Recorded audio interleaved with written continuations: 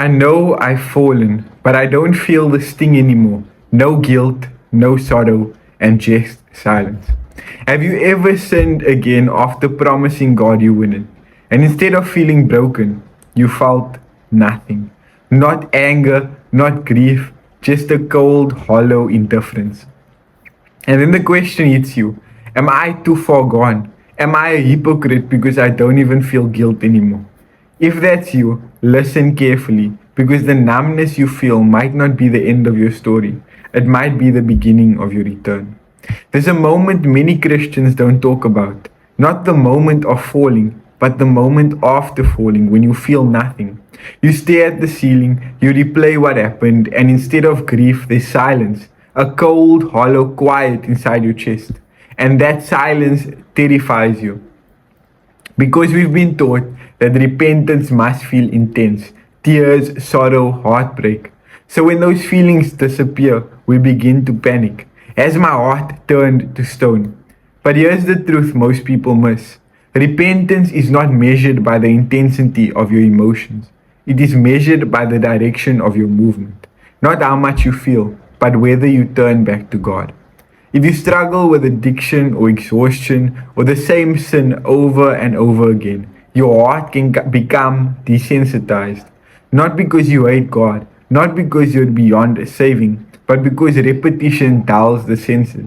Sin over time stops looking like a monster and it starts looking like a habit, or a comfort, or escape.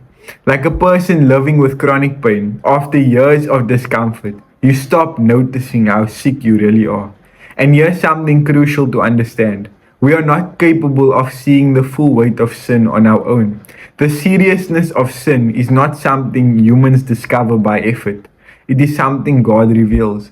Many people are waiting to feel bad enough before returning to God. They think, once I feel true sorrow, then I'll pray again. Once I cry, then I'll come back. But that thinking is backwards. You cannot manufacture godly sorrow on your own. You cannot force your heart to feel what only God can give. And this is the paradox we find. Godly sorrow is not the price you pay to come back. It is the gift you receive when you return. Not before, but after. There's a verse that completely changes how we understand repentance. James 4 verse 8 says, "Draw near to God and He will draw near to you." Notice the order. Not feel broken, then draw near, but draw near first, even with a numb heart, even without tears, even without emotion. Because repentance is not found merely in crying. Repentance is turning back toward the light, even when your heart feels cold. Sin is a movement into shadow. Repentance is a movement into light, and light reveals what darkness hides. There's something very strange within Christian history. The holiest people throughout the ages often call themselves the worst sinners. Not because they were evil, but because they stood the closest to the light of Jesus. When you stand in darkness, dust becomes invisible. But when sunlight shines through the window, suddenly we see every speck of dust. Not because there's more dust, but because there's more light. This means something powerful for you and I. If you feel numb, it does not mean you are too far gone. It may mean you are too far from the light. And the solution is not self-hatred, it is nearness. So what do you do when your heart feels numb? Not emotional, not broken, just tired. You stop chasing guilt and you start chasing Christ. Not obsessing over how bad you feel, but focusing on how holy He is. Open the Word even if it feels dry. Pray even if it feels empty, and sit in silence even if it feels awkward. Bring your numbness to Christ, not your perfections, not your emotions, just your need. There's a promise that still stands, even for the numb heart. Draw near to God, and He will draw near to you.